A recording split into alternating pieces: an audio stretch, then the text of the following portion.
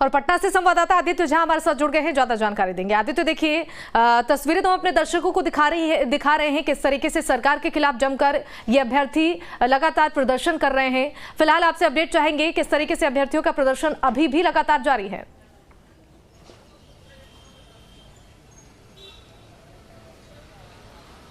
देखिए शिवानी, जो 7वें चरण की नियुक्ति को लेकर के सीटीईटी और बीटीईटी के जो अभ्यर्थी हैं पिछले 3.5 वर्षों से पटना की सड़कों पर हैं। बार बार वो लोग गर्दनीबाग का जो धरना स्थल है उस पर धरना देते हैं। कितने बार उन्होंने प्रोसेशन भी निकाला, प्रोटेस्ट भी किया। आपको याद होगा कि पटना के डाकबंगला चौराहा पर उन लोगों की बुरी तरीके से पिटाई भी हुई थी।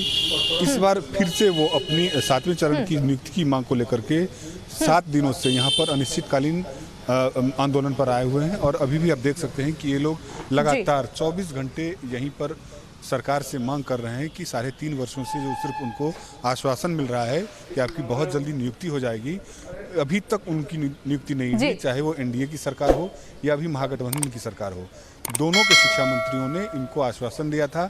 और शिक्षा विभाग के तमाम जो आला अधिकारी हैं उन्होंने इन लोगों को लिखित आश्वासन दिया था कि बहुत जल्दी 7वें चरण की बहाली हो जाएगी, लेकिन अभी तक इन लोगों की बहाली नहीं हुई है।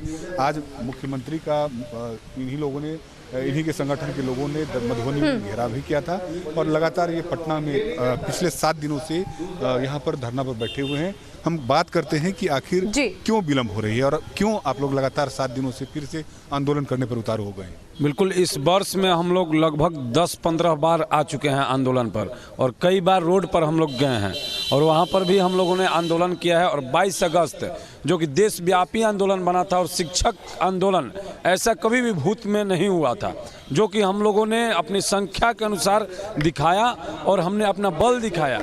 लेकिन फिर भी सरकार नहीं सुन रही है हम लोग की बातों को। हम लोग का एकमात्र मांग है कि 7वें चरण का प्राथमिक शिक्षक बहाली हेतु विज्ञप्ति जारी कर दी जाए, पर अभी भी सरकार इस चीज़ को नहीं सुन रही है।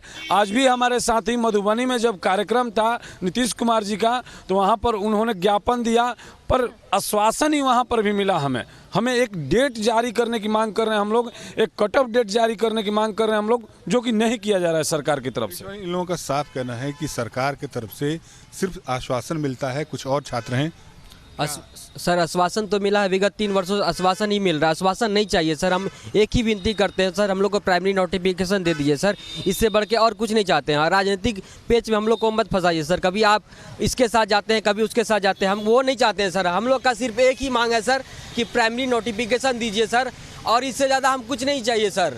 हम लोग सर बहुत परेशान है सर, गरीब घर से आते हैं सर, रोड पे बैठे हैं सर विगत 3 वर्षों सर। हम लोग बहुत 400 किलोमीटर दूर से अररिया जिला से आते हैं सर। गर्दनीबाग में रहना कितना टफ है सर, देख सकते हैं कितना गंदा है सर, फिर भी हम लोग प्रदर्शन कर रहे हैं सर। अपनी मांग है कि प्राइमरी नोटिफिकेशन दे दीजिए प्लीज़ सर। देखिए, प्राइमरी नोटिफिकेशन को लेकर के ये लोग लगातार आंदोलन भी कर रहे हैं। पिछली बार ये लोग मार भी खाए थे पुलिस के हाथों।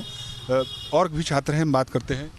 देश के अंदर एक प्रधानमंत्री का चुनाव होता है, 134 करोड़ लोगों का वोट सुबह से लेकर शाम तक में गिनती हो जाता है और सारी समस्या का समाधान निकल जाता है और लगभग देश में प्रधानमंत्री बन जाते हैं। 134 करोड़ वोट की गिनती हो जाती है।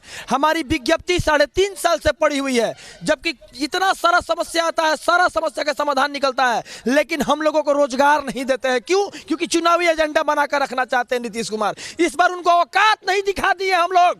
सारे शिक्षक अभ्यर्थी तो कहेंगे, अगर हम लोग की जिंदगी बर्बाद करने के लिए पूछेंगे तो हम लोग क्लियर कहते हैं कि जिंदगी हमारी जो बर्बाद हो रही है, आज 3.5 साल से रोड पर उनके राजनीतिक पेच के कारण हम लोग फंसे हुए हैं। और दूसरी चीज कि अगर उनके पास बोलते हैं, बार बार हम कल का डिबेट सुने, बार बार उनके प्रवक्ता के द्वारा कहा जाता है कि भाई 2.5 महीना हुआ, 3 महीना हुआ है। अरे आपका तो 3.5 साल हो गया है।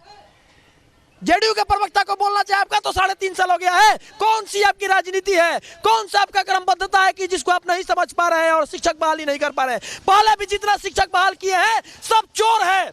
आधा से अधिक देखिए तो गोपालगंज में निकल रहा है, कभी सहरसा में निकल रहा है, कभी मधुबनी में निकल रहा है। सब जितना उत्तर प्रदेश से सटे हुए राज्य वहां पर चोर शिक्षक निकल रहा है। आप खुद देख रहे हैं न्यूज से कैसी उनकी प्रक्रिया है, कैसा उनका सोच है, कैसा उनका ये है। हम लोग को अगर नहीं देंगे विज्ञप्ति तो अमरण अनशन करेंगे और यहीं पर अपना जिंदगी को त्याग देंगे। 24 घंटा